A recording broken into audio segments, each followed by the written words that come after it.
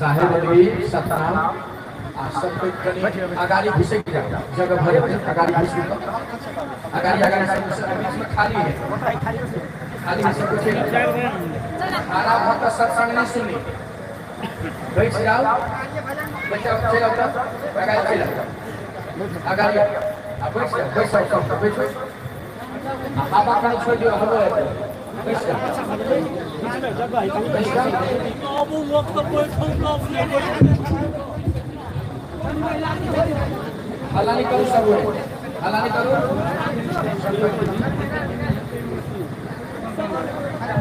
बनी दिया बात करो साहेब बाद में बंद कर लीजिएगा बाद में बोलेंगे बाद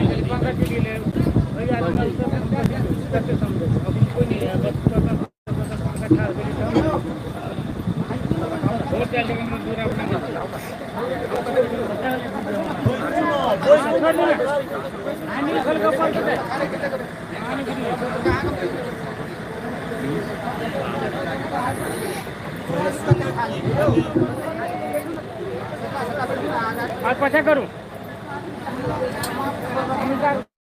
और पछा करूं ना नहीं छोट मैच सीधा होता है मैच सीधा होती है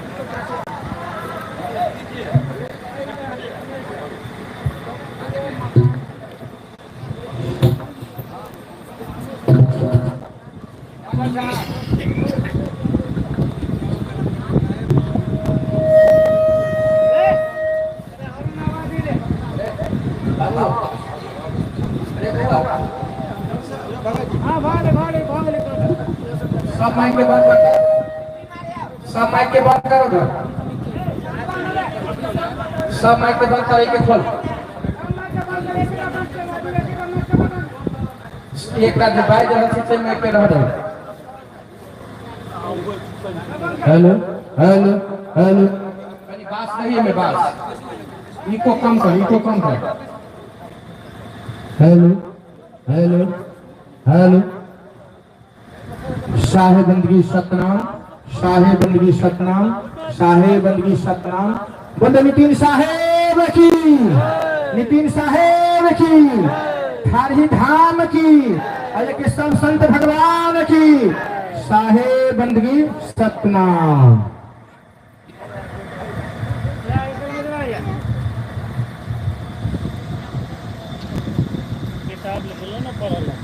साहेब बंदगी सतनाम तो आज नेपाल में ये मूल ज्ञान का सत्संग हो रहा है। बहुत बड़े भाग हैं उन जीवों के जो इस मूल ज्ञान को अपने पूरे जीवन में एक बार भी सुन पाते हैं और उससे भी बड़े भाग हैं उन जीवों के जो इस ज्ञान को थोड़ा सा भी समझ पाते हैं। क्योंकि सुनना आसान है, आए बैठे एक घंटा सुन के चले गए, लेकिन इसको समझना बहुत मुश्किल है। जिस पर परमात्मा की दया होती है, मालिक की कृपा होती है, केवल उसी को ये ज्ञान समझ में आता है, केवल उसी का कल्याण हो पाता है। इसलिए इसको समझना बहुत जरूरी है। पूरा विवेक लगाओ, पूरा जोर लगाओ इसको समझने में। बोला क्या जा रहा है, परमात्मा की दया होगी तो धीरे धीरे धीरे सब समझ में आने लग जाएगा।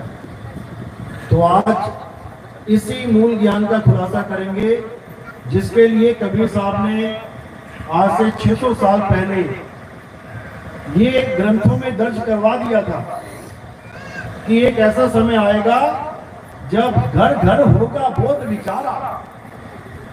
हर घर में सत्य सत्य की बात चलेगी। क्या है सत्य, क्या है सत्य। आज तक जो पूजा पाठ करते रहे वो सच है या झूठे ही है, वो पूरा ज्ञान है या अधूरा ज्ञान है, यही बातें चलेगी। वो समय आ गया तो उसी के लिए बोला, धर्मदास मेरी लाख दुहाई और ये मूल ज्ञान बाहर ना जाए। पवित्र ज्ञान तुम जग में भाखो, मूल ज्ञान गुप्त कर राखो। मूल ज्ञान बाहर जो पढ़ी, तो पिछली पीढ़ी हंस न करेगी। मूल ज्ञान तब लग छुपाई, जब लग द्वादश पंथ ना मिट जाए। यहाँ से 600 साल पहले बंदी छोड़ कबीर साहब ये हुक्म कर दिया था, और ये सारे संतों को हुक्म था कि तुम पवित्र ज्ञान भागो। पवित्र ज्ञान में क्या आता है? पूजा पाठ, हवन यज्ञ, मंत्र जंतर तंत्र, बस इसी का प्रचार करो, राम राम करवाते रहो लोगों को। लेकिन जो मूल ज्ञान है वो मत खोलना, क्योंकि उसको का एक समय निर्धारित है। वो अगर आज तुमने खोल दिया तो इतने गुरु बन के बैठ जाएंगे, इतने गुरु नकल मार के बैठ जाएंगे कि जीवों को पता ही नहीं लगेगा कि सच्चा कौन झूठा कौन।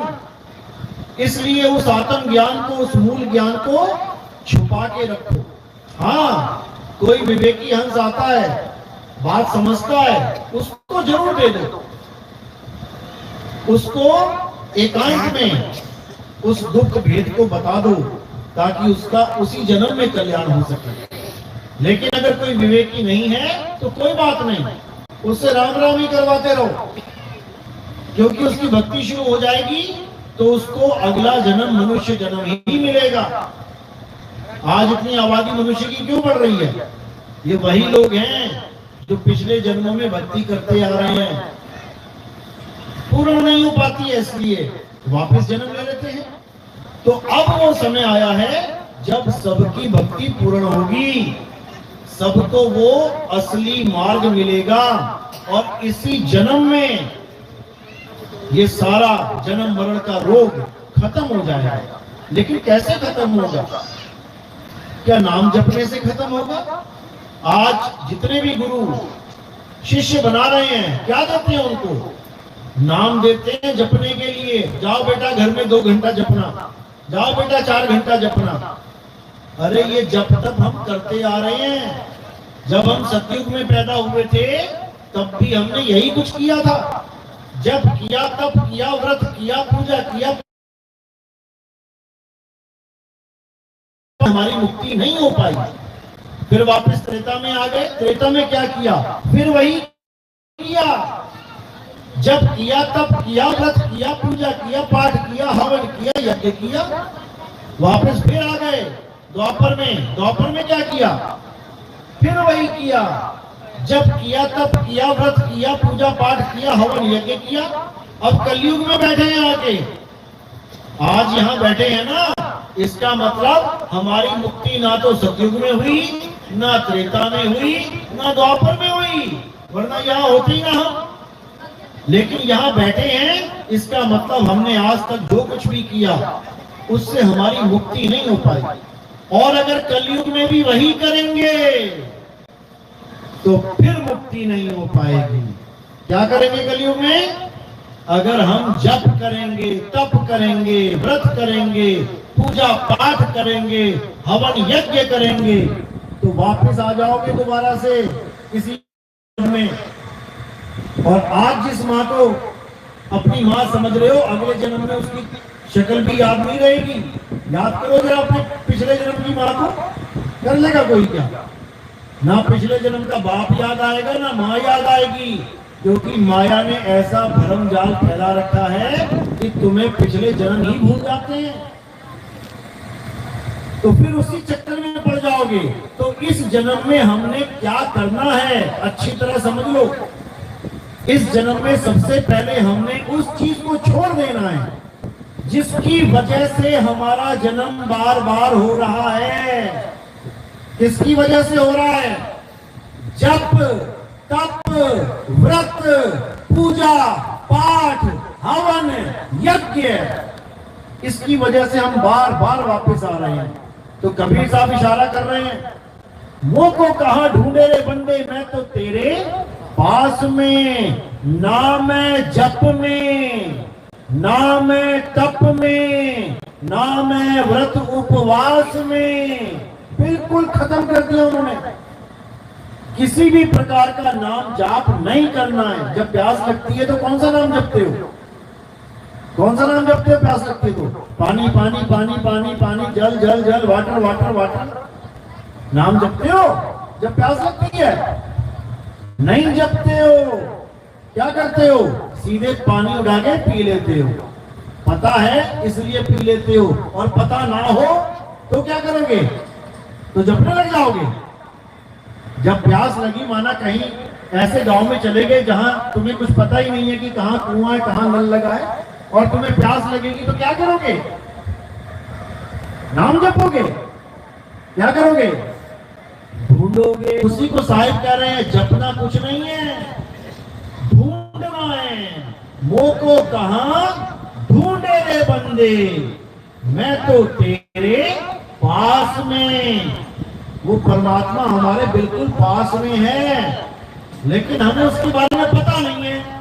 इसलिए हम अधूरे गुरुओं के द्वारा जप तप व्रत पूजा पाठ हवन यज्ञ नित्य नेम इसी में उलझ जाते हैं। हमें पहचान ही नहीं है कि पूरा गुरु होता क्या है। तो वाणी क्या समझा रही है? सोई गुरु पूरा कहावे, जो दो अक्षर का भेद बतावे। एक छुड़ावे एक लखावे, तब प्राणी निज घर को जावे। यानी हमें ऐसा गुरु चाहिए जो दो अक्षर का भेद बतावे। दो अक्षर कौन कौन से दो अक्षर हैं? पहला अक्षर है ये 52 अक्षर जो तुम्हारे मुंह से निकल रहे हैं।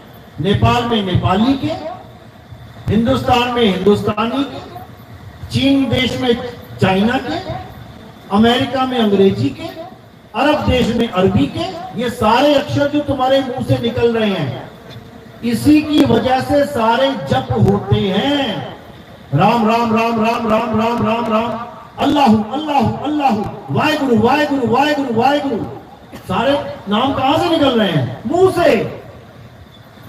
तो साहिब कह रहे एक छुड़ावे, छोड़ दे इसको। अल्लाह अल्लाह करना, वाहेगुरु वाहेगुरु, राम राम, राधे राधे, कृष्ण कृष्ण, सब छोड़ दे। अब क्या करना है? अब उसको ढूंढना है। यानी प्यास लगी तो पानी पानी छोड़ दे करना, जल जल वाटर वाटर करना छोड़ दे, और क्या करना है? पानी ढूंढ, तब तेरी प्यास बुझेगी। नहीं तो पानी पानी जपता जपता प्यासा ही मर जाएगा। पानी पानी जपोगे तो प्यासे ही मर जाओगे। वो पानी तुम्हारे पास में है, बस तुम्हें भेदी गुरु मिल जाए। तो साहिब समझा रहे हैं, अरे वस्तु कहीं और ढूंढे कहीं, कैसे लागे हाथ, और गुप्त वस्तु तब मिले, भेदी लीजे साथ। भेदी लीना साथ में और दीनी वस्तु लखाए। अरे कोटि जन्म का पंथ था, पल में पहुंचा जाए। करोड़ों जन्म लग जाते तुम्हें उस पानी को प्राप्त करने में, लेकिन मालिक की दया हो गई, गुरु मिल गया तो तुम्हें सहज में ही प्राप्ति हो जाएगी।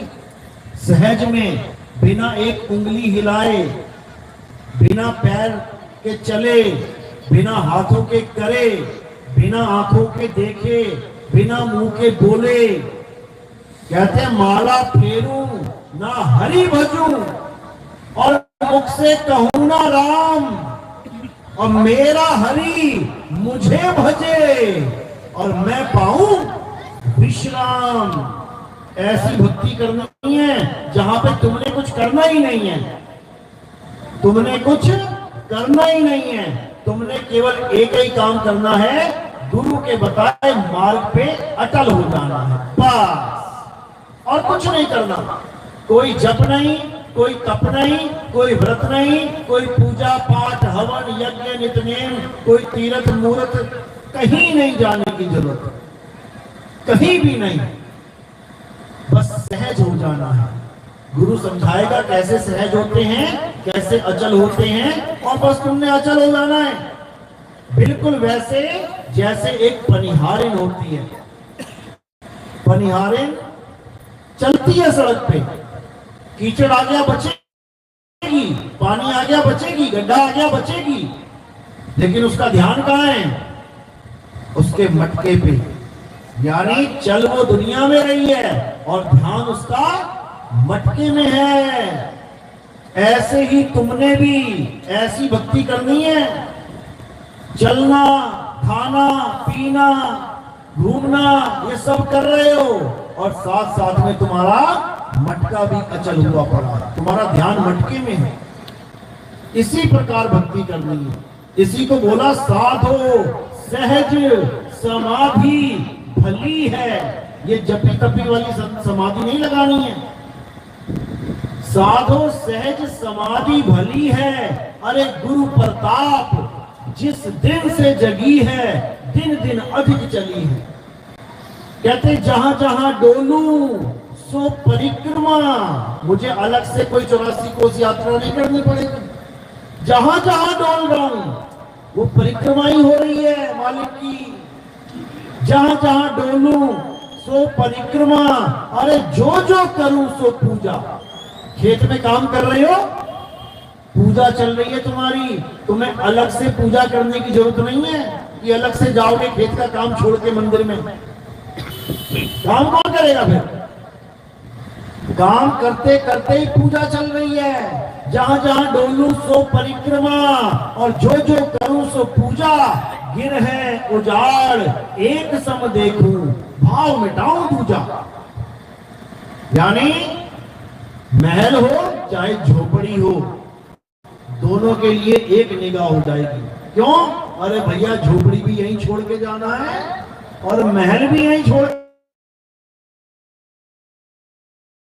देखूं और भाव मिटाऊं दूजा। आंख ना मूंदू, कान ना रूंदू और तनिक कष्ट मत धारू। खुले नयन पहचानू हंस हंस, सुंदर रूप निहारू। यानी अब मैंने आंखें भी बंद नहीं करनी है। कोई कहे कि आंखें बंद करके त्रिपुटी में ध्यान लगाना है, प्रकाश देखना है, ऐसा करना है, वैसा करना है, सब खत्म, जीरो। कोई कहे डीप मेडिटेशन, अंदर ही अंदर धंसते जाना है, गहराई में जाना है, कुछ नहीं जाना है, भूल जाओ। कुएं में गिरे पड़े और अंदर घुसोगे तो और ज्यादा घुस जाओगे। करना क्या है? कुएं से बाहर आना है। अरे काया से, ये कुआं है, काया से बाहर लखे संत कहावै सोई। कबीर साहब समझा रहे हैं कि परमात्मा तुम्हारी काया में नहीं है। तुम्हारी काया में कौन है? जीव। जीव है तुम्हारी काया में, जिसको सारी दुनिया के संत महात्मा परमात्मा घोषित कर रहे हैं कि तुम्हारे अंदर परमात्मा का वास है। हमारे अंदर परमात्मा का वास नहीं है, हमारी आत्मा में परमात्मा का वास है, काया में नहीं है। अगर कोई सोचे कि काया के अंदर परमात्मा है, बिल्कुल नहीं है। आत्म में राम, राम में आत्म, चीनस गुरमुख विचारा। आत्मा में परमात्मा का वास है, शरीर में नहीं। शरीर में किस किस का वास है? शरीर में मन का वास है, माया का वास है और जीव का वास है। ज्ञान बदली पढ़ो कबीर साहब की। अलग पुरुष जब किया विचारा, लख 84 धागा डाला। 5 तत्व की गुदड़ी बीनी, 3 गुणन से थाड़ी कीनी। तामे जीव ब्रह्म और माया। समझ लो, इस काया में तुम अकेले नहीं रहते हो कि तुम कहो मैं तो इस शरीर में अकेला ही रहता हूं। अकेले नहीं हो, तुम्हारे साथ 2 और हैं। तामे जीव ब्रह्म और माया। अरे समर्थ कैसा खेल बनाया। तुम्हारे साथ तुम्हारा मन भी रहता है और माया भी रहती है। दोनों रहते हैं तुम्हारी काया में, तुम तो रहते ही हो। अब ये मन और माया कौन है? पता है कौन है? तुम गुलाम हो इसके। वो राजा है तुम्हारे। 3 लोक का मन है राजा। यही है 3 लोक। 3 लोक है देह में, अरे रोम रोम में धाम। और बिन सतगुरु ना पाइए सार शब्द निज नाम। तो इस काया के अंदर एक मन रहता है। मन और मन कोई छोटी मोटी चीज नहीं है, 3 लोक का मालिक है। और तुम जितने भी काम करते हो इस दुनिया में उसी के हुक्म में करते हो। सुबह सुबह उठे तुम, मम्मी ने पूछा बेटा चाय लाऊं कि दूध लाऊं? मम्मी मन कर रहा है दूध ले आओ। किसके कहने पे दूध मंगाया? मन के। उठे, नहाए धोए, 4 कपड़े रखे सामने, मन कर रहा है आज ये वाली शर्ट पहन लूं, मन कर रहा है आज ये पीली वाली साड़ी पहन लूं। किसके कहे पे पहन रहे हो? मन के। मम्मी ने पूछा आज क्या बनाऊं, करेले बनाऊं कि भिंडी बनाऊं? अब मन से पूछ रहे हो क्या खाना है, करेला की भिंडी? अब मन में आवाज आ रही है भिंडी ठीक है, हाँ मम्मी भिंडी बना लो, आज भिंडी खाने का मन है। तो किसके कहने पे खा रहे हो? अरे तुम उठने से लेके सोने तक मन के कहे पे चल रहे हो। हर काम मन करवा रहा है तुमसे। तुम्हें तो यह भी नहीं पता कि तुम्हारी इच्छा क्या है। तुम केवल अपने मन के कहे पे दौड़ रहे हो। तुम्हारी इच्छा तुम्हें पता ही नहीं है कि तुम्हारी इच्छा क्या है। आज जो है कल को वो इच्छा बदल जाएगी। क्यों? क्योंकि मन की इच्छा है। ये मन पल पल बदल देता है। ये मन पल पल बदलता है। आज जो आदमी तुम्हें बहुत अच्छा लग रहा है, जिसको तुम भाई जी करते नहीं थक रहे हो, कल तो वही दुश्मन दिखेगा तुम्हें थोड़े दिनों में।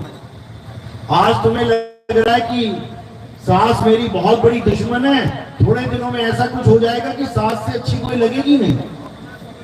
ऐसा होता नहीं है, लेकिन ज्यादा खुश होने की जरूरत नहीं है। कोई बाई चांस बीमार हो गई बहू बहुत ज्यादा, अब सास ने एक माँ की तरह सेवा कर डाली, अब उसकी बुद्धि में पड़ गया कि नहीं ये औरत बहुत अच्छी है, लेकिन रिश्ता बड़ा खराब है सास बहू का। तो इसी प्रकार मन हर पल बदल रहा है, हर पल बदल रहा है। मन के बहुत से रंग हैं, अरे छिन आए छिन जाए, एक रंग में जो रंगे सो जन संत कहाए। एक रंग में कौन रंगेगा? जिसको ये पता हो कि मन से अलग मेरी हस्ती क्या है, मन से अलग मैं क्या हूं। वो हमेशा एक रस रहेगा, एक रंग में रहेगा वो। उसी को आत्मज्ञानी कहते हैं। और उसके अलावा जितना भी ज्ञान है इस संसार में, वो सब मन माया का ही ज्ञान है। और ये मन कोई छोटी मोटी हस्ती नहीं है। ये मन इस पूरे ब्रह्मांड का मालिक है। ये मन सबके अंदर छुपा हुआ है, किसके अंदर मन नहीं है? इतना खतरनाक है कि सबके अंदर है। और जितने भी कांड करवा रहा है, ये सब मन ही करवा रहा है। कभी जेल में जाके पूछो किसी से, भैया जेल का आ गए? अरे मैंने किसी को गोली मार दी। क्यों मार दी भाई? अरे मुझे बहुत गुस्सा आया उसके ऊपर, मैं काबू में नहीं रहा, मेरे मन ने कहा मार दे, मैंने मार दी। आजा बेटा जेल में। फिर मन के कहे चल पड़ा, सबको जेल में बैठा दिया। पापियों को छोड़ो, ये साधुओं को नहीं बख्शता, ये ज्ञानियों को नहीं बख्शता। नारद मुनि, नाम सुना ना नारद मुनि? विष्णु जी को श्राप किसने दिया था पता है? जो उनको 14 साल वनवास भुगतना पड़ गया राम बन के, किसने दिया था? नारद मुनि ने। नारद मुनि ने दिया था। वो तो भगत है भगवान का, वो तो 24 घंटे कर रहा है नारायण नारायण। तो भगत भगवान को श्राप कैसे दे सकता है? क्या आप किसी भगवान को श्राप दे सकते हो? तुम तो हाथ जोड़ के खड़े हो जाओगे मैं भगत हूं, तू भगवान है। तो नारद मुनि ने श्राप कैसे दे दिया? क्योंकि नारद मुनि ने श्राप दिया ही नहीं। किसने दिया? मन ने दिया। और जैसे ही नारद मुनि ने श्राप दिया, एकदम खड़बड़ा के कहते अरे नारायण नारायण, ये क्या हो गया प्रभु? अरे मेरे मुंह से ये निकल कैसे गया, मुझे तो कुछ होश ही नहीं है। ये मन खेल गया अपना खेल, आपके साथ भी खेलता है। जब घर में छोटी सी कले कलेश हो जाती है तो एकदम आग बबूला हो जाता है बंदा, उसको होश ही कहता है मैं बोल क्या रहा हूं, और बोलते बोलते पता नहीं क्या क्या बोल देता है। आधे घंटे बाद होश आता है, अरे भैया क्या बोल दिया मैंने, इतना कुछ गलत बोल दिया मैंने। तो कौन बोल रहा था? ये मन बोलता है। संतो तन खोजा मन पाया, अरे मन ही श्रोता मन ही वक्ता मन ही निरंजन राया, संतो तन खोजा मन पाया। ये निरंजन राया कौन है समझ लो अच्छी तरह। निरंजन राया यानी अलख निरंजन ही काल भगवान है। यही कली काल है जिसका संहार कल की अवतार आके करेंगे। कल की अवतार का नाम सुना है? कौन है कल की अवतार? विष्णु जी का 10वां अवतार बताया जाता है कि विष्णु जी का 10वां अवतार है कल की अवतार। 9 आ चुके हैं ना, पता है? 10 अवतार पता है, सुना है? हर अवतार में किसी ना किसी के साथ युद्ध हुआ है, किसी ना किसी कारण अवतार हुआ है। क्योंकि धर्म की हानि होती है, अधर्म का बढ़ावा होता है, तो अवतार आता है। अब राम जी आए रावण को मारने, कृष्ण आए कंस को मारने, नरसिंह आए हिरण्याकश्यप को मारने, तो कल्कि किसको मारने आएंगे? सारी दुनिया इंतजार कर रही है 10वां अवतार आएगा, कल्कि अवतार आएगा। मंदिर तक बना दिया आने से पहले ही, महंत बन बैठे आने से पहले ही, आरतियां हो रही हैं आने से पहले ही। और उनसे बस इतना पूछ लो, भैया कल्कि अवतार आएगा क्यों? राम जी आए थे रावण को मारने, पता है क्यों आए हैं? रावण को मारने। कृष्ण जी आए, पता है क्यों आए हैं? कंस को मारने, शिशुपाल को मारने। कल्कि अवतार क्यों आएंगे? किसको मारेंगे? बताना जरा। ये जितने महंत बने बैठे हैं, ये जितने मंदिर खोल के बैठे हैं, ये जितने गल्ले लगा के बैठे हैं, एक के पास भी जवाब नहीं होगा कि अगर 10वां अवतार आएगा तो क्यों आएगा, क्या करने आएगा, उसका कार्य क्या है, किस राक्षस के साथ उसका युद्ध होगा, ये किसी को नहीं पता। क्योंकि ये सबसे बड़ा गुप्त भेद है। लेकिन इसका जिक्र हर ग्रंथ में किया हुआ है, हर ग्रंथ में। चाहे वो हिंदुओं का ग्रंथ हो, चाहे मुसलमानों का ग्रंथ हो, चाहे सिखों का ग्रंथ हो, चाहे ईसाइयों का ग्रंथ हो, चाहे महात्मा बुद्ध का ग्रंथ हो, सब में इसका जिक्र है। चाहे गरीबदास जी का ग्रंथ हो, चाहे कबीर सागर ग्रंथ हो, किसी का भी ग्रंथ हो, सब में ये जिक्र रहेगा। पूरी दुनिया में अमन शांति चैन छा के रहेगी, और वो अवतार बस अमन का ही, शांति का ही, इस दुनिया में एक समता लाने का कार्य करेगा। सब ग्रंथों में लिखा हुआ। मुसलमानों के ग्रंथ में उसको इमाम मेहंदी कह के बोल दिया कि इमाम मेहंदी आएंगे और ऐसा युद्ध होगा कि पूरे संसार में केवल मुसलमान ही मुसलमान बच जाएंगे, सबको मुसलमान बना देंगे वो। अब ईसाई कहते हैं कि ईसा मसीह मरे नहीं थे, 3 दिन के बाद जब सूली पे चढ़ाया ना, 3 दिन के बाद वो वापस जीवित हो उठे और वो आसमान में चले गए। अब वो दोबारा आसमान से नीचे आएंगे और सारे संसार को ईसाई बना देंगे।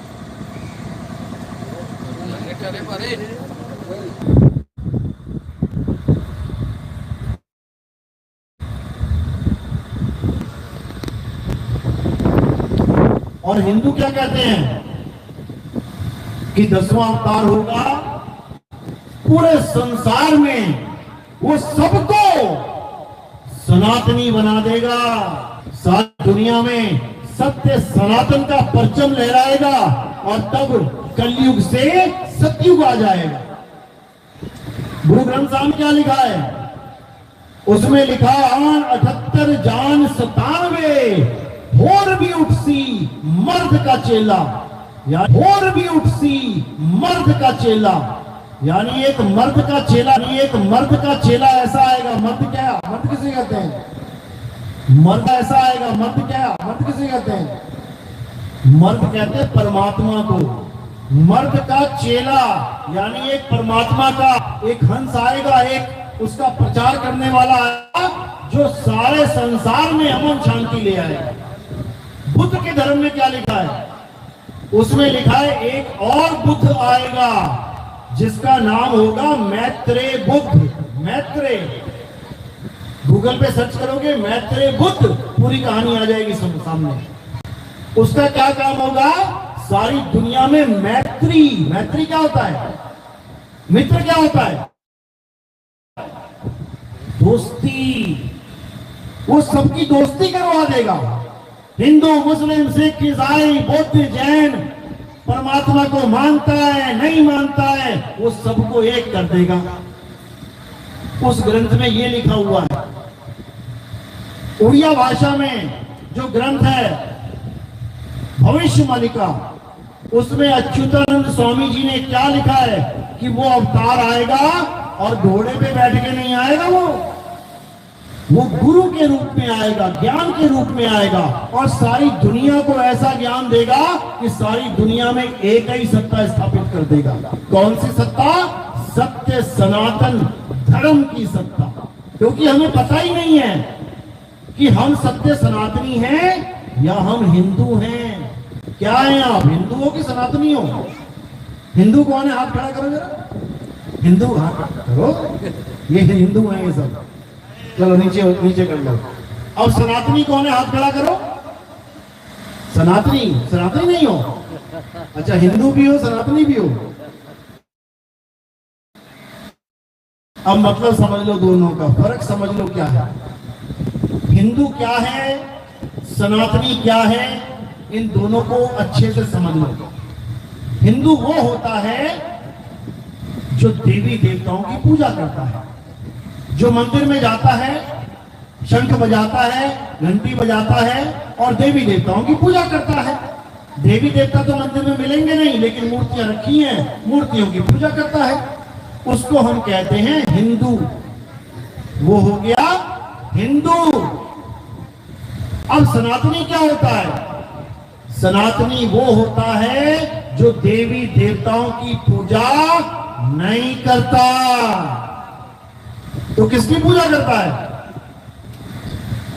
सनातनी उसकी पूजा करता है जिसको शस्त्र काट नहीं सकता, अग्नि जला नहीं सकती, वायु सुखा नहीं सकती, जल भिगो नहीं सकता।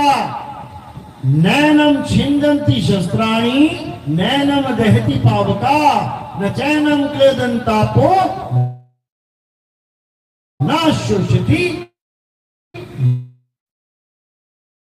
मारुता। अब वो कौन है जिसे शस्त्र काट नहीं सकता, अग्नि जला नहीं सकती, वायु सुखा नहीं सकती, जल भिगो नहीं सकता? कौन है वो? आत्मा। वो आत्मा है जो आत्मा का पुजारी है, वही सत्य सनातनी है। और जो देवताओं का हिंदू है, और हिंदुओं के लिए क्या बोला है गीता में? अध्याय 7 23वां श्लोक। जिसके पास मोबाइल हो घर जाके है, क्या बोला गीता में?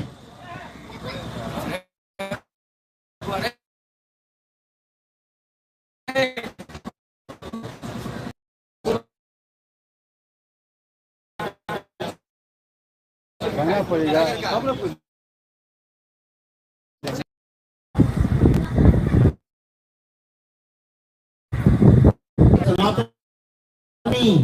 और जो देवताओं की पूजा करते वो है हिंदू। अध्याय 7 23वें है गीता में कि हे अर्जुन, जो देवी देवताओं की पूजा करता है वो अल्प बुद्धि जीव है। अल्प बुद्धि यानी जिसकी बुद्धि थोड़ी कम है।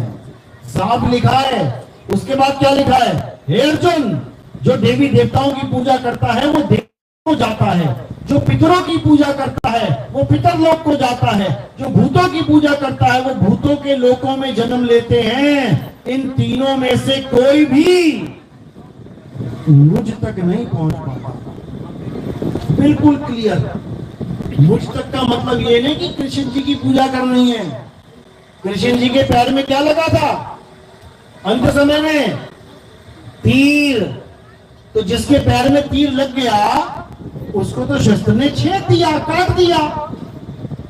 और कृष्ण जी क्या कह रहे हैं? उसकी पूजा करनी है जिसको शस्त्र काट नहीं सकता, जिसको अग्नि जला नहीं सकती, जिसको वायु सुखा नहीं सकती और जल भिगो नहीं सकता। उसको याद करो पल पल। जो कट जाए या बदल जाए या जन्म और मर जाए उसको याद करने की जरूरत नहीं है। केवल आत्मा एक ऐसी वस्तु है जो कभी ना जन्मती है ना मरती है। इसी को नानक साहब ने समझाया। एको सिमरो नानका जो जल थल रहा समाए, और वाही को क्यों सिमरिए जो जन्मे दे मर जाए। हम उसको क्यों याद करें जिसका जन्म हुआ है और जिसकी मृत्यु हुई है? उसको याद करने से कुछ नहीं होगा। याद उसको करना है जो अजर अमर अटल अविनाशी सत्ता है। वो आत्मा ही सनातन है। अध्याय 2 24वां श्लोक पढ़ो। हे अर्जुन, ये आत्मा अशोष्य है, अभेद्य है। ये आत्मा पुरातन है, सर्वव्यापी है। ये आत्मा अचल है। अचल यानी ये चलती नहीं है कि यहां से आज चलती चलती चलती वहां पहुंच गई। ये अचल है। ये आत्मा ही सत्य सनातन है। ये आत्मा ही सत्य सनातन है। और जो इस आत्मा को जान लेता है वही सत्य सनातनी है। उसके अलावा कोई सनातन नहीं है। और इस सारे ब्रह्मांड में, सारे संसार में एक ही धर्म है और उस धर्म का नाम है सत्य सनातन धर्म। उसके बाद ही ये सब चले हैं, हिंदू मुस्लिम सिख ईसाई, देवी देवता पितर भवानी, ये सब। उसके बाद जब ये संसार भी नहीं बना था तब भी सत्य सनातन धर्म था। ये संसार खत्म हो जाएगा तब भी सत्य सनातन धर्म सदा रहेगा, क्योंकि आत्मा ही सत्य सनातन है। सारा संसार खत्म हो जाए तब भी आत्मा कभी नहीं खत्म हो सकती, मरती नहीं है कभी। चाहे सारी दुनिया के ऋषि मुनि, चाहे सारी दुनिया के देवी देवता, चाहे तीनों देव भी आ जाएं और श्राप दे दें कि आत्मा तेरा सत्यानाश हो जाए, हो जाएगा क्या? हे आत्मा तू मर जा। ब्रह्मा विष्णु महेश भी आके श्राप दे दे, हे आत्मा तू मर जा, वो तब भी नहीं मरेगी। वो ऐसी वस्तु है, ऐसी सत्ता है। तो हमें उस सत्ता को याद रखना है हमेशा। और वो आत्मज्ञान कौन देता है? हमें गुरु देता है। कबीर साहब क्या बता रहे हैं? जल में मीन प्यासी मोहे देखत आवे हासी, आत्म ज्ञान बिना नर भटके, कभी काबा कभी काशी। मुसलमान भाई हैं तो बिना आत्म ज्ञान के बेचारे काबे को भाग रहे हैं, चलो भैया काबा चलते हैं। हिंदू भाई हैं, आत्मज्ञान नहीं है तो बेचारे काशी को भाग रहे हैं, चलो भैया गंगा स्नान कर रहे हैं। केवल आत्मज्ञान ना प्राप्त होने के कारण भटक रहे हैं। एक तो इस जन्म में भटक रहे हैं और जब जन्म खत्म हो जाएगा तब क्या होगा? तब वही जीव 84 में भटकेगा जाकर। कभी कुत्ता, कभी बिल्ली, कभी हाथी, कभी घोड़ा, कभी सुअर, कभी गधा, पता नहीं क्या क्या बनेगा। ये तुम्हारी गलियों में जो कुत्ते, हाथी, ये घोड़े भाग रहे हैं, तुम्हारे जंगलों में शेर चीते भाग रहे हैं, ये भी कभी इंसान थे हमारी तुम्हारी तरह। इनको भी कभी ना कभी कोई महात्मा आया होगा बताने, भैया आत्मज्ञान प्राप्त कर लो। अरे हम ना करते आत्मज्ञान, है क्या होता है ये? अरे भैया मीट छोड़ दो, हम ना छोड़ते मीट। ये संस्कार बन गए। अब क्या हुआ? अब शेर चीता बन के जंगलों में बैठे। अब सारा दिन बेटा मीट ही खाओ। ये संस्कार होते हैं। जैसे संस्कार होते हैं वैसी ही जगह पे जन्म होता है। अगर तुम मीट नहीं खाते हो, अंडा नहीं खाते हो, तो क्या तुम उस होटल में बैठ के खाना खा लोगे जहां मीट बन रहा है? ये तुम्हारे संस्कार हैं जो तुम्हें वहां जाने से रोक देंगे। नहीं, मैं वहां नहीं जाऊंगा। तो सोचो, जब तुम नहीं खाते हो ये मांस, तो फिर तुम शेर चीता कैसे बनोगे? इंसान बने हो, अनाज खाओ। अनाज दिया गया है तुम्हें खाने के लिए। ये जबड़ा जो है ना तुम्हारा, जब तुम चबाते हो, शाकाहारी जीव जो होते हैं उनका जबड़ा ऐसे चलता है, ऐसे चलता है। और जो मांसाहारी होते हैं उनका ऐसे चलता है, फाड़ा खींचा खा गया। तो तुम्हारे दांत शाकाहारी दांत हैं, चबाने वाले हैं, नोकीले नहीं है कि 2-2 इंच बाहर निकले हो कुत्ते और शेर की तरह। तो यही समझा रहे हैं कबीर साहब कि सबसे पहले तो अपने कर्म शुद्ध करो, क्योंकि कर्म जितने भी गलत हो रहे हैं मन के कहे हो रहे हैं। इसलिए साहब कह रहे हैं मन के मते न चालिए, और मन है पक्का दूत। यही कली काल है जो सारे संसार को अपने जाल बिछा के फंसा के बैठा है। अब निकलने वाला नहीं कोई इसमें से, क्योंकि निकलने का एक ही तरीका है, और वो तरीका है स्वरूप ज्ञान, अपना स्वरूप प्राप्त करना। यानी एक तोते को पिंजरे में डाल दिया गया है। अब तोते को क्या कर दिया है, क्या जादू कर दिया तोते पे, कि तोते को अपना स्वरूप ही भूल गया कि मैं तोता हूं, मेरे दो पर हैं। और तोता अपने आप को क्या मानने लग गया कि मैं पिंजड़ा हूं। यानी तोते को अपना स्वरूप भूल गया कि मैं उड़ भी सकता हूं, और वो अपने आप को पिंजड़ा मान के बैठ गया। अब कब जाएगा वो छोड़ के पिंजड़ा? चाहे दरवाजा भी खोल दोगे ना तब भी ना जाएगा, क्योंकि उसने पिंजड़े को अपना रूप मान लिया, उससे प्रेम कर लिया है। अब पिंजड़ा नहीं छूटने वाला उससे। वो तोता कहाँ है? देखा कभी ऐसा तोता? कहाँ है वो तोता? ये तोते ही बैठे हैं सारे। ये सब वही तोते हैं जो अपने स्वरूप को भूल चुके हैं और अपने पिंजड़े को, ये 5, 25, 3 का पिंजड़ा वाह में तुमको राखे हो, तुमको बिसर गई सुध घर की, ये महिमा अपने भागे हो। यानी अब तुम अपने आप को पिंजड़ा मान के बैठ गए। कोई तुमसे पूछता है आदमी हो या औरत हो? कितने आदमी हैं यहाँ? हाथ खड़े करो जरा। आदमी हाथ खड़े करो। देखो आदमियों ने हाथ खड़ा कर दिया, आदमियों के साथ औरतों ने भी हाथ खड़ा कर दिया। जब मैं कहता हूं आदमी हाथ खड़ा करो, तो आदमी कौन है? तुम हो या तुम्हारा पिंजड़ा? आदमी तुम हो या तुम्हारा पिंजड़ा? ये काया आदमी और औरत है, तुम नहीं हो। तुम्हारा स्वरूप है आत्मा, तुम्हारा स्वरूप है तोता, और तुम पिंजड़े में चले गए हो, इसलिए तुम पिंजड़े को अपना स्वरूप मानो। 2 प्रकार के पिंजड़े हैं मेन, वैसे तीसरा प्रकार भी है। 2 प्रकार के पिंजड़े कौन से हैं? एक नर एक मादा, एक आदमी एक औरत, एक लेडी एक जेंट्स। और तीसरा पिंजड़ा कौन सा है? तीसरा पिंजड़ा है नपुंसक। शिखंडी था ना, शिखंडी महाभारत में, वो नपुंसक था। इसको हिजड़ा कह देते हैं, किन्नर कह देते हैं। तो ये 3 पिंजड़े हैं मेन। आप ग्रंथ पढ़ोगे, देवी श्रीमद देवी भागवत महापुराण क्या बोल रही है? हे ब्रह्मा, मैं ना स्त्री हूं, ना मैं पुरुष हूं, ना ही मैं नपुंसक हूं। इन तीनों में से मेरा कोई स्वरूप नहीं है।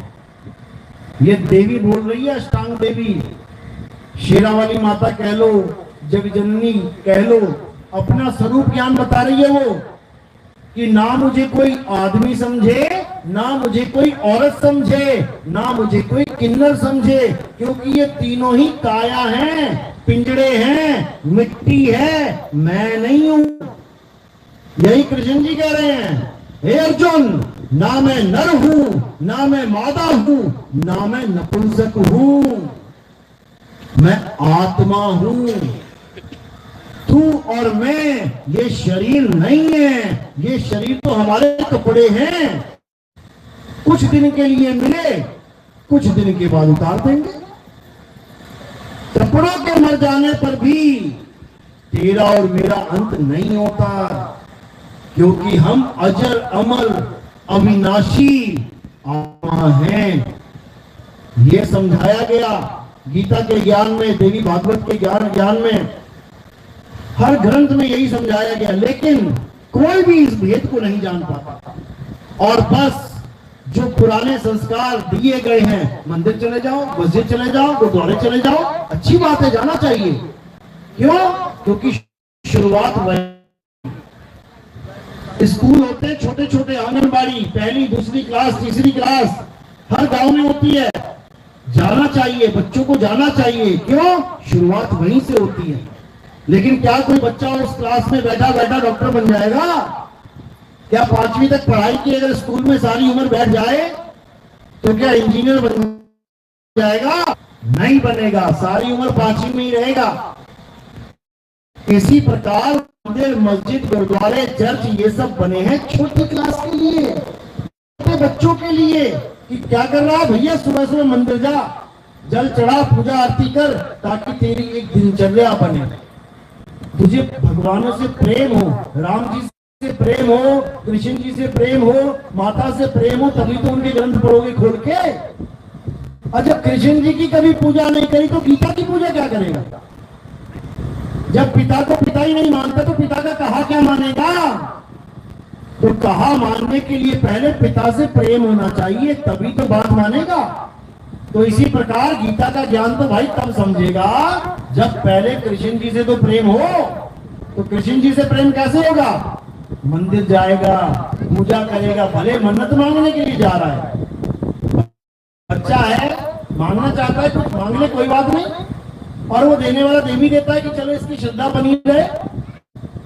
लेकिन कहो कि केवल मंदिर से मुक्ति मिल जाएगी, कभी नहीं मिलेगी।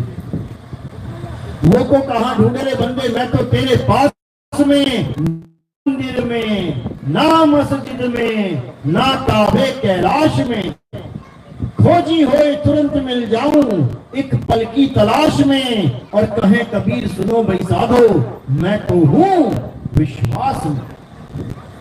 अगर तुम्हें सच में परमात्मा से प्रेम है, अगर सच में जन्म मरण से मुक्ति चाहते हो, तो ये नाम जपना, ये योग करना, ये मंदिर मस्जिद जाना, इससे आगे बढ़ना पड़ेगा,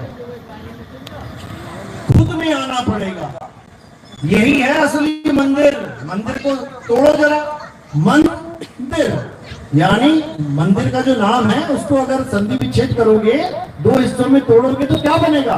मन के अंदर मंदिर, यानी असली भगवान कहाँ है? वो बसा हुआ है, वो वहां नहीं है।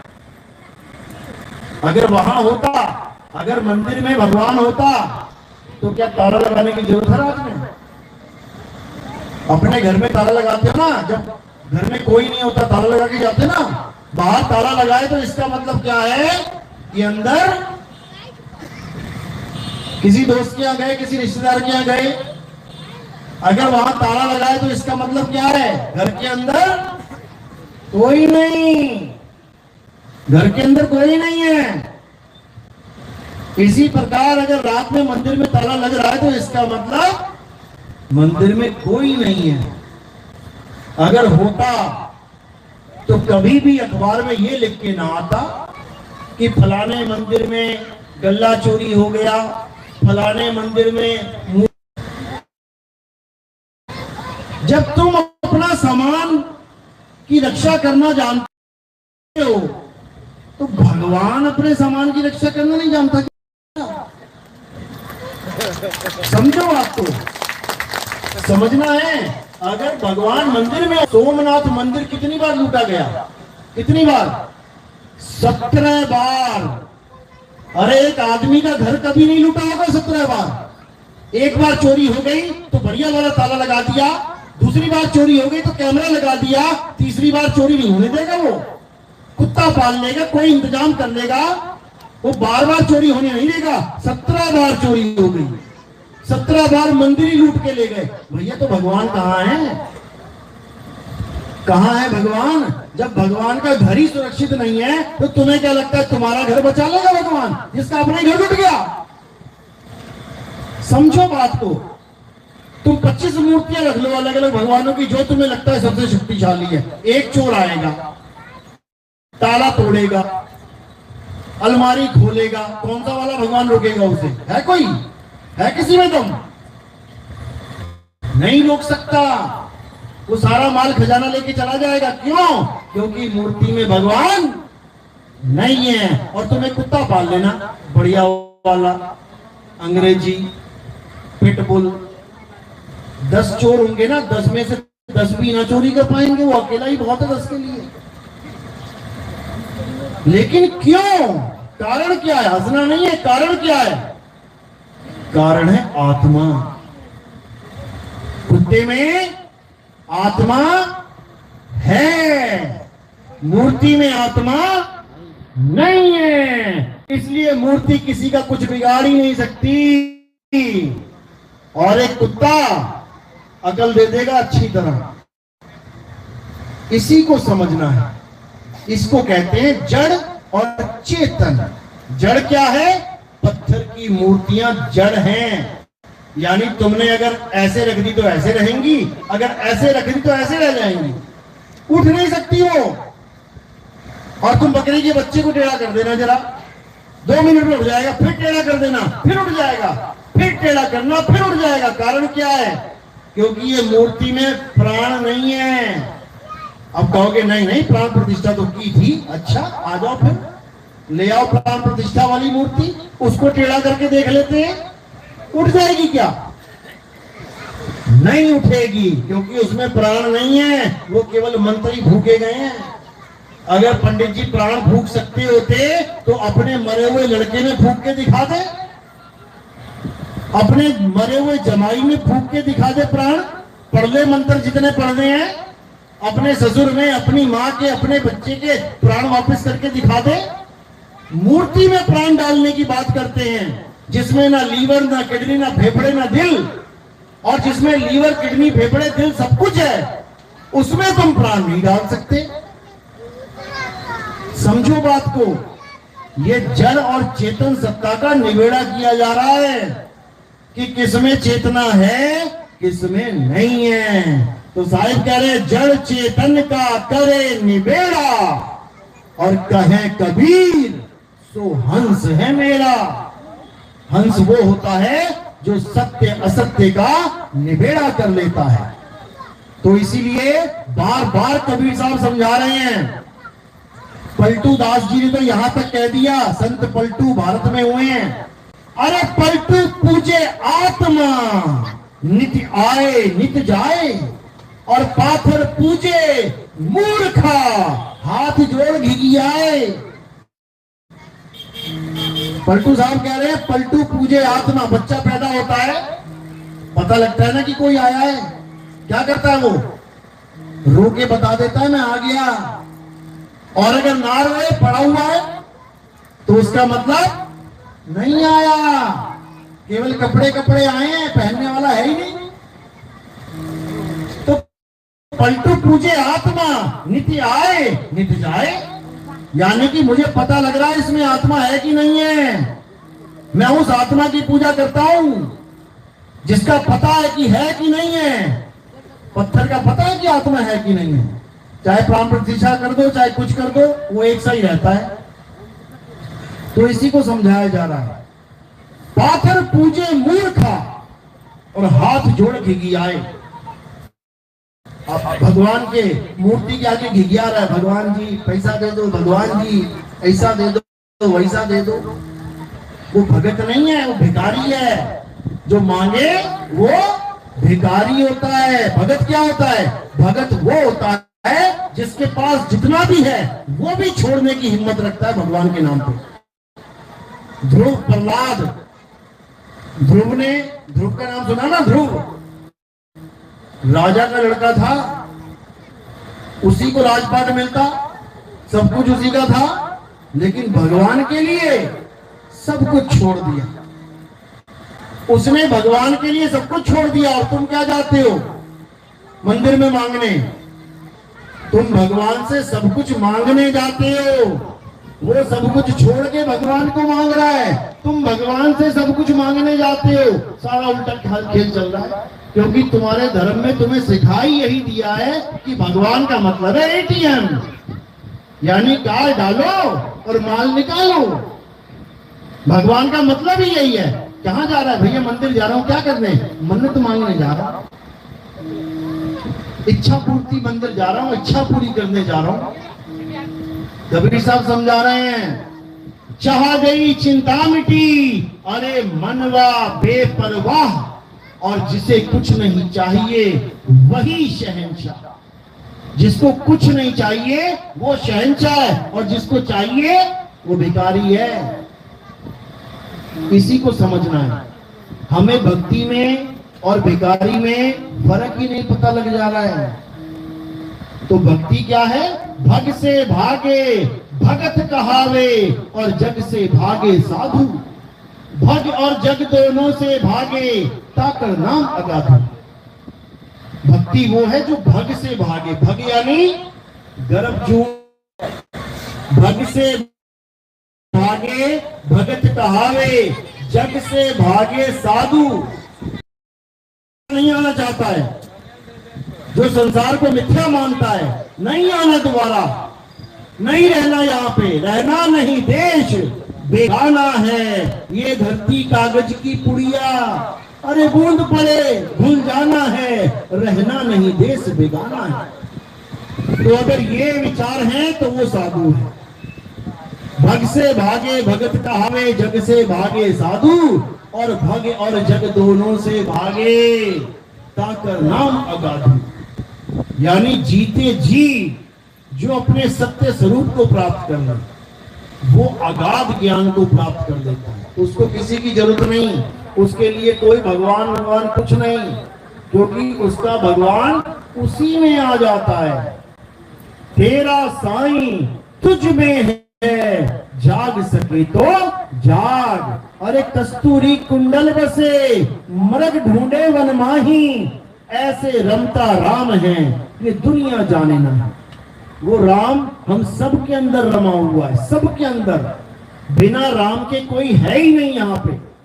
तुझ में राम मुझ में राम, अरे सब में राम समाया, और सबसे कर लो प्रेम जगत में कोई नहीं पराया। तुझ में राम मुझ में राम का मतलब ये नहीं है कि भगवान राम की बात चल रही है यहाँ पे। तुझ में राम मुझ में राम का मतलब है आत्म राम। आत्म राम तुझ में भी है, मुझ में भी है, सब में है। हिंदू में भी है, मुसलमान में भी है। मुसलमान में आत्मा होती कि नहीं होती है? होती है, शुक्र है। वरना ये कहेंगे नहीं नहीं आत्मा तो हिंदुओं का माल है, मुसलमानों का नहीं। ऐसा भर दिया है लोगों के दिमाग में। वो आत्म राम सब में रमा हुआ है, चाहे कोई हिंदू, चाहे मुसलमान, चाहे सिख, चाहे ईसाई। और सबसे मजे की बात है कि उसी आत्मा की वजह से हिंदू कह पाता है मैं हिंदू हूं, उसी आत्मा की वजह से मुसलमान कहता है हाँ मैं मुसलमान हूं, उसी आत्मा की वजह से सिख कहता है मैं सिख हूं, उसी आत्मा की वजह से ईसाई कहता है मैं ईसाई हूं। लेकिन चारों ही आत्मा को नहीं जानते। जिस आत्मा की वजह से हिंदू मंदिर तक जाता है, तुम जा रहे हो थाली लेके मंदिर में, रास्ते में आत्मा ने शरीर छोड़ दिया तो क्या होगा? मंदिर पहुंच जाओगे क्या? मंदिर पहुंच जाओगे? वही रास्ते में टेढ़े पड़े होगे, थाली पड़ी होगी नाली में। मुसलमान जा रहा है नमाज पढ़ने, रास्ते में आत्मा ने शरीर छोड़ दिया तो क्या पहुंच जाएगा नमाज पढ़ने? रास्ते में लुढ़क जाएगा वो। ईसाई को रास्ते में आत्मा अगर छोड़ दे शरीर को तो कभी चर्च ना पहुंच पाएगा वहां पे, और सिख को अगर छोड़ देगी तो कभी गुरुद्वारे नहीं पहुंच पाएगा। तो कौन है जो तुम्हें तुम्हारी पूजा तक करने में मदद कर रही है, तुम्हें तुम्हारी यात्रा करवाने में मदद कर रही है, तुम्हें खाने में, पीने में, नहाने में, धोने में, खड़े होने में, लेटने में, बैठने में, हर जगह वो तुम्हारी मदद कर रही है शरीर की, लेकिन तुम उसी को नहीं जानते। आत्मा का ज्ञान जीरो है। पत्थर का ज्ञान बड़ा अच्छा ले लिया तुमने, ये बड़ा पत्थर, ये छोटा पत्थर, ये सस्ता महंगा पत्थर, पत्थर को भगवान मान लिया तुमने। लेकिन जो आत्मा सबको चला रही है, तुमको छोड़ो, सब भगवानों को चला रही है। राम जी के पास आत्मा है कि नहीं? राम जी का शरीर क्या बिना आत्मा के है? कृष्ण जी का शरीर क्या आत्मा के बिना चलता है? हनुमान जी के बिना आत्मा के हैं? कौन बिना आत्मा का है? कोई भी नहीं।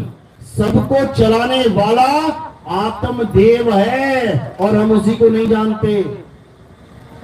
पंखों को पकड़ के बैठ गए हैं, लेकिन ये पंखे तब तक ही इसकी कीमत है भाई जब तक ये घूम रहा है, तब तक ही झगड़ा हो रहा है। मैं आऊंगा आगे, मैं बैठूंगा आगे, मेरी तरफ करो, मेरी तरफ करो। और जैसे ही बिजली चली गई, एक ना कहता मेरी तरफ करो, एक ना कहता मेरी तरफ घुमाओ। क्यों? अब वो आत्मा इसमें नहीं है। ले लो वो मजे पंखे के।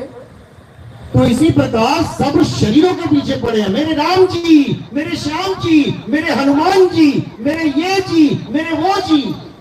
और जो सबको चला रहा है उसके बारे में बिल्कुल जीरो, कुछ नहीं पता। तो यही गीता में समझाया जा रहा है कि हे अर्जुन, ये आत्मा अजन्मा है, तेरे मेरे जन्म हो चुके हैं। आत्मा का कभी जन्म नहीं होता। कौन है वो? कैसा है वो? उसको जानना है। हे अर्जुन, जो इस आत्मा को जान लेते हैं वो परमात्मा को जान लेते हैं। उनके जीवन में और कुछ जानना शेष नहीं रह जाता। आत्मज्ञानी मुझे अत्यंत प्रिय है, वो मेरा ही स्वरूप है। जो आत्मा का ज्ञान प्राप्त कर लेता है उसमें और मुझ में कोई भेद ही नहीं रह जाता, क्योंकि पंखों को छोड़ के हमने करंट को पकड़ लिया है। अब जो करंट इधर है वही करंट उधर है, वही करंट तुम्हारे घर में है, वही करंट सारी दुनिया में है। उसका एक ही स्वरूप है। तो हो गए सारे। जब तक पंखे पकड़ोगे तब तक मेरा फलाने का पंखा, ढिकने का पंखा, और जब आ जाओगे करंट में तो एक ही करंट सब पंखों को चला रहा। सिंपल। सब एक धर्म में आ गए, सब एक पंथ में आ गए, सतनाम का झंडा पूरी दुनिया में लहर गया। सारे झगड़े खत्म, सारे झगड़े खत्म। हिंदू, मुस्लिम, सिख, ईसाई का झगड़ा खत्म। ये इजराइल का, फिलिस्तीन का झगड़ा खत्म। ये रशिया का, पोलैंड का, यूरोप का जितना भी झगड़ा चल रहा है ये सब खत्म, केवल एक आत्म ज्ञान को जानने पर। और अगर शरीरों को पकड़ोगे तो मेरे भाई हिंदू हिंदू से लड़ेगा। एक शिव महापुराण पढ़ने वाला पंडित, किसके साथ झगड़ा हो रहा उसका? एक राधे राधे जपने वाले के साथ। हो रहा है कि नहीं हो रहा है? पता है ना तुम लोगों को? नाम नहीं लूंगा दोनों का। टीवी में आते हैं, एक टीवी में आता है और एक यूट्यूब पे आता है। दोनों बड़े बाबा जी हैं। एक शंकर जी को लेके चल रहा है, शिव महापुराण का महाज्ञाता बना हुआ है, और एक कृष्ण जी को लेके चल रहा है, और दोनों आपस में झगड़ रहे हैं। तूने ऐसे कैसे कह दिया, तूने वैसे कैसे कह दिया। अरे थोड़ी शर्म कर लो यार। हिंदू मुसलमान झगड़ता है, समझ में आता है कि दोनों के मत अलग है। तुम तो एक ही धर्म के हो, तुम भी एक नहीं हो पा रहे हो। क्यों? क्योंकि तुम भी पंखे पकड़ के बैठे हो। तूने मेरे पंखे के बारे में ऐसा कैसे कह दिया, तूने मेरे पंखे के बारे में ऐसा कैसे कह दिया। अरे करंट को पकड़ ले, तेरा पंखा, मेरा पंखा, सबका पंखा उस एक करंट से चलता है। यही सत्य है, यही सत्य है। नहीं तो लड़ लड़ के मर जाएंगे, लड़ लड़ के मर जाएंगे, याद रखना। तो सारे झगड़े खत्म कब होंगे? जब हम एक सत्य को जान लेंगे। और सत्य क्या है? गीता क्या कहती है? हे अर्जुन, इस दुनिया में दो प्रकार के तत्व हैं, एक असत्य तत्व और एक सत्य तत्व। असत्य यानी हे अर्जुन ये काया असत्य है, और सत्य क्या है? हे अर्जुन आत्मा सत्य है, यानी पंखा और करंट दोनों तत्व तुम्हारे सामने हैं। अब चाहे